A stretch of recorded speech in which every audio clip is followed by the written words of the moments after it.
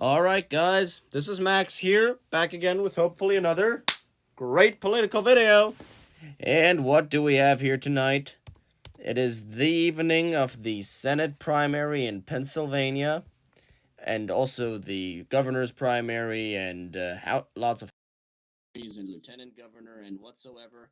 And we're also having primaries in North Carolina and Oregon, Idaho, and Kentucky. Now, let's take a look at the U.S. Senate races in Pennsylvania first.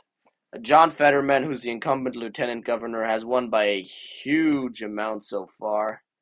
If we check out the margins, he's clearly ahead of all the other candidates. These other candidates were Malcolm Kenyatta.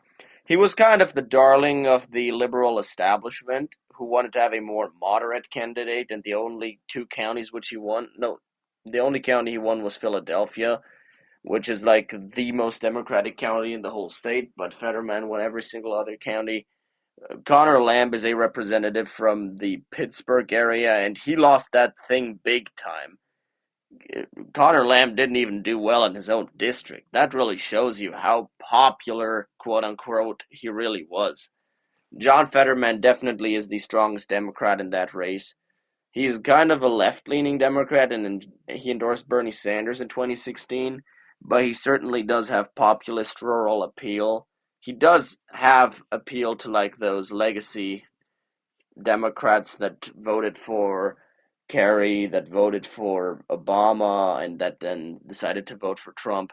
He can get them back into the party.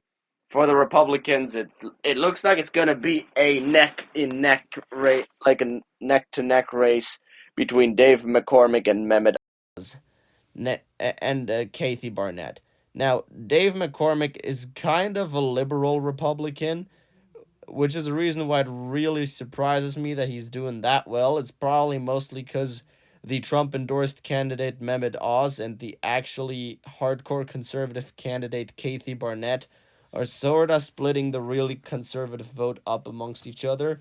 However, Dave McCormick is doing pretty well, even in like the more like rural areas of Pennsylvania.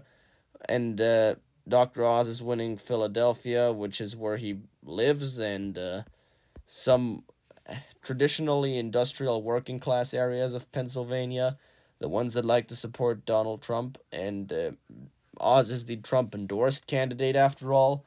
It's probably not because of the issues, because Donald Trump and Oz would probably fall on somewhat difficult areas of the political spectrum if you take their appeal. However, personality wise, they're both reality personalities. They have both had lots of TV shows and stuff like that. And Dr. Oz is a personal friend of Donald Trump, which is probably the reason why he endorsed him. Anyway, this race appears to be mostly open. It's up to be decided, especially since not even half the votes are reporting yet. So, yeah, this will be interesting to watch. For governor, Doug Mastriano is leading, which is surprising because he is definitely the more conservative candidate in that race, and he'll also have probably more obstacles trying to win against Josh Shapiro, who's the Democratic candidate who is uncontested. But without a doubt, Doug Mastriano is the more conservative candidate and get the most amount of Republican turnout. Oh, headphones. He'll get the most Republican turnout come election day. And if we take a little look at where he's doing well, Doug Mastriano is getting high turnout in Western Pennsylvania, just the same way Donald Trump did.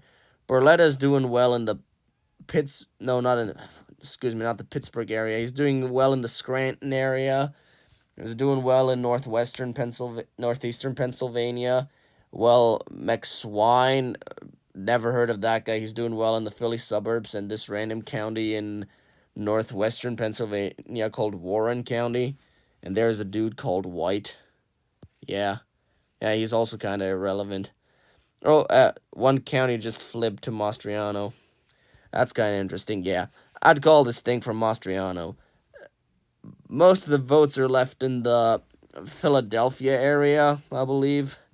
However, that Philadelphia proper has already come in entirely, and the rural areas always they show smaller circles because there are fewer people in there, but the amount of votes outstanding is fairly consistent throughout the state, I believe. So, yeah, it wouldn't be too much of a long shot to say that Mastriano's got this in the bag. Oh, they just called it.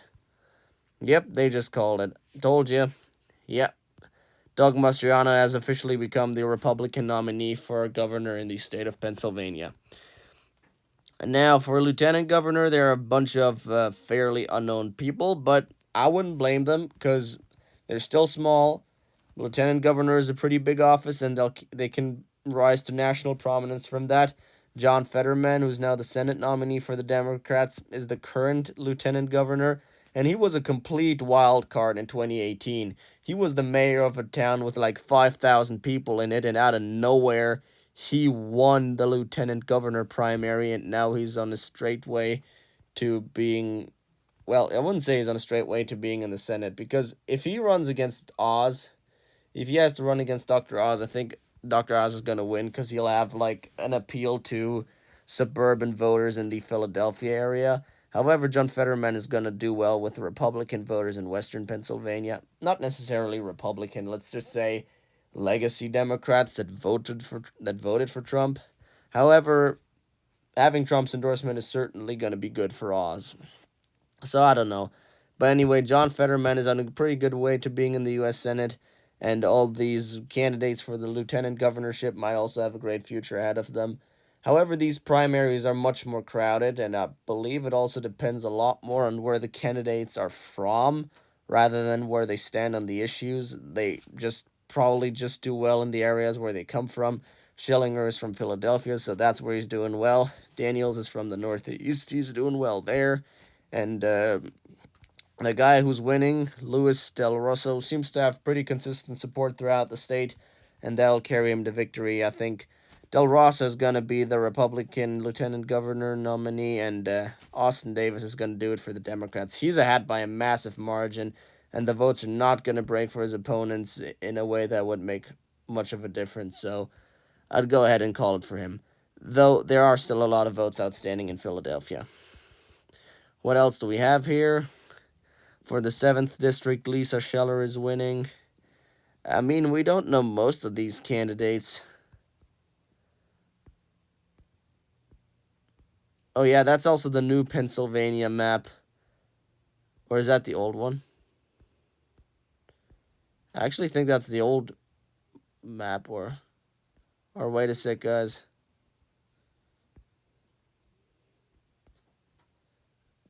Is that? No, that must be the new map. The old one looked different. Yeah, that's the new Pennsylvania map. And the districts look fairly similar. So I wouldn't be too surprised, but this district right here, where it's Jason versus Jeremy, that one's probably going to flip. It's Connor Lamb's old district. These two districts in the Scranton area will probably flip, and Brian Fitzpatrick easily won re-election in his district. He's kind of a liberal Republican, and he has somewhat crossover appeal. This district probably will stay Democrat, and that one as well. All right. Well, this would be it for Pennsylvania. It's definitely interesting to look at all of this. Now, in Pennsylvania, we've had some pretty bad examples of gerrymandering in the past from the Republicans. We also had some pretty non-biased maps. The current congressional map where these candidates are running for appears to be quite even. I wouldn't say that's favoring one side more than it's favoring the other. However, for the Republican districts, most races seem to be called except for yeah, except for actually it's quite a few that are outstanding. For the Republicans, it's no, it's just 1, 2, 3, 4, 5. Yeah, it doesn't really matter. What interests me is the one in the. No, actually, none of these are too interesting, to be quite honest. We'll have to wait for the general election to see who wins those congressional races. I can't make a clear prediction on that right now. But if we look at the governorship, Doug Mastriano, the more conservative candidate, is now ahead of Lou Barletta in a Republican waiver. He shouldn't have too much difficulties winning. Josh Shapiro is the nominee for the Democrats. John Fetterman will be the Senate nominee for the Dems, and we'll have to wait and see what happens for the Republicans in terms of the Senate. Dave McCormick is ahead, but Mehmet Oz might still catch up with him. However, you can basically write off Katie Barnett by now. Now let's move on to North Carolina, and here's where it actually gets interesting. Now, Cherry Baisley, who is a Supreme Court Justice of the North Carolina Supreme Court, easily won. Well, that shows you how unbiased these court justices sometimes are. They literally run for Democratic Party nominations for the U.S. Senate rather than focusing on their actual work. However, there's no law that says they can't, so I won't really make any further comments on that. Now, for North Carolina, Ted Budd won. My uncle actually contributed to his campaign, hoping that he would lobby in favor of my uncle's medical company. However, I would not necessarily say that that makes him a bad dude based on the national average. Of course, I hate lobbying. Sorry, uncle. But Ted Budd is a pretty good, solid conservative on the issues. If we look at his lead, he's basically killing it in every single part of the state except for fucking Charlotte, which is the most liberal city in North Carolina.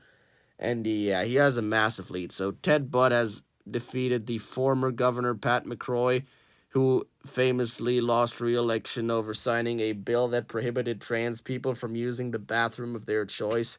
That was really fucking unnecessary, pandering into the culture war bullshit that tears this country apart and prevents us from focusing on actually important issues like corruption.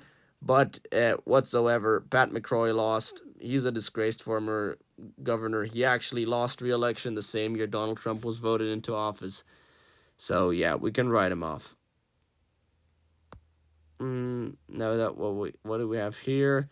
For the U.S. House, there's one race that is actually really interesting.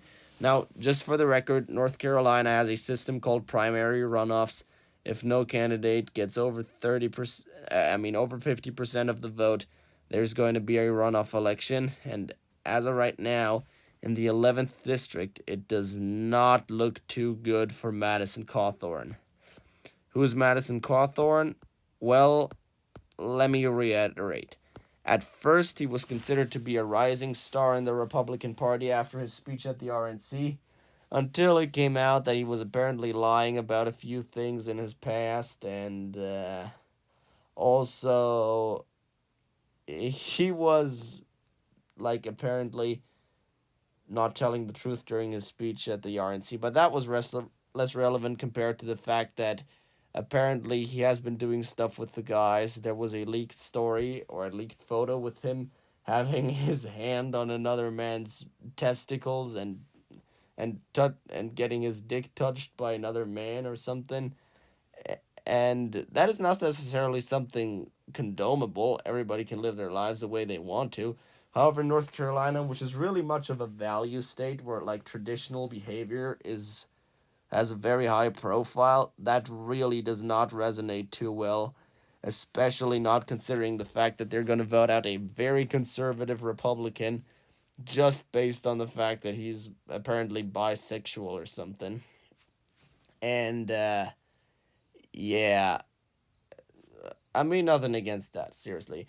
I'm a straight man, but if you're gay, that's fine with me, though please be sure to consider that this really shows you that if you're in the Republican Party and if you want to have success in the Republican Party, you have to keep yourself true to values, and you can't just openly do whatever shit you like and get away with it. Now, anyway, I'd like to say there are certainly reasons why you should be able to vote against a guy based on their sexual orientation. There are people who vote in favor of people based on their sexual orientation. I already said way too much about it. However, Madison Cawthorn, he had one cringy story after another. This is the one that will make you fall. Now, if we look at the other primaries here, what do we have here? Yeah, it looks like most people in the state legislature will win re-election. There are a few incumbents that are going to lose. Like Bazemore is failing as of right now, but it really doesn't matter all that much. Now let's look into Oregon. Who's winning here? Now we don't have any results yet because it's the West Coast, obviously. Idaho, it's David Roth, Ben Persley, Mike Crapo, the incumbent, has a few primary challengers. We'll see what happens. Now, of course, without a doubt, Idaho is going to go red, but it's interesting to see because Scott Trotter, I believe, is actually the Trump endorsed candidate, even though Mike Crapo is the incumbent. And for the wait, yeah, Mike Crapo is the incumbent senator, but Donald Trump has endorsed his challenger. And for governor, it's Brad Little, who's probably going to get reelected. And it's not contested for the Democrat primary, so we already know that result. And for then there's lieutenant governor, attorney general, and the two U.S. House districts. All right, and then we got Kentucky, which actually, interestingly enough, has a Democratic incumbent governor, and as that governor won renomination, I believe he has. But is he? Wait a sec. This might be embarrassing. Is there a governor's election in Kentucky? No, no, no, no. That one's in 2 years. sorry. Got it wrong. There's no governor's election in Kentucky, but there is a U.S. Senate election, and as it turns out, Charles Booker, who's a very far left candidate, has apparently eked out a victory on the Democratic side, and Rand Paul, who's a pretty far right Republican, has eked out a win for the Republicans. Now, for any reasonable person to assume that a Democrat could win in Kentucky nowadays, especially a far left Democrat, that person would probably not deserve the label reasonable. But I'm gonna talk to you with all honesty. Rand Paul's gonna win. He's got very good name recognition and he's much more popular than Mitch McConnell. Much more popular. Well, anyway, I believe Rand Paul is winning this race. And in North Carolina, probably Ted Budd is going to win against that Democratic challenger because even though she's a state Supreme Court justice, she doesn't really have a lot of name recognition. Ted Budd does have it, at least he has it now after a few months of campaigning. And in the state of Pennsylvania, it really looks like Mehmet, either Mehmet Oz or Dave McCormick are going to run up against John Fetterman. And the Republicans would definitely do better with Mehmet Oz because he's a freaking reality TV or show TV personality, whatever you want to call it. While Dave McCormick, really the only thing that he has to show in terms of name recognition is the fact that he has the same name as Kenny from South Park. Well, that might be going a little too far, but I'm going to tell you guys with all open honesty, Mehmet Oz would win. Pretty much, he'd have better chances than Dave McCormick, especially against a populist candidate with good rhetoric like John Fetterman. Good rhetoric, that means he knows how to relate to ordinary people. Now, I hope you guys found my video at least moderately interesting. I really tried the best I could in order to present you all the results as they came in a good way. And all in all, I'd like to say it's been a very exciting night. I'll do another video tomorrow analyzing the final results. But that's how the primaries look as right now. And Madison Cawthorn, if you're out there, think about whose junk you touch. It might get you in trouble. Anyway, guys, have a nice day, and see you Globos later. Excuse me, you're not Globos. I'm the Globo.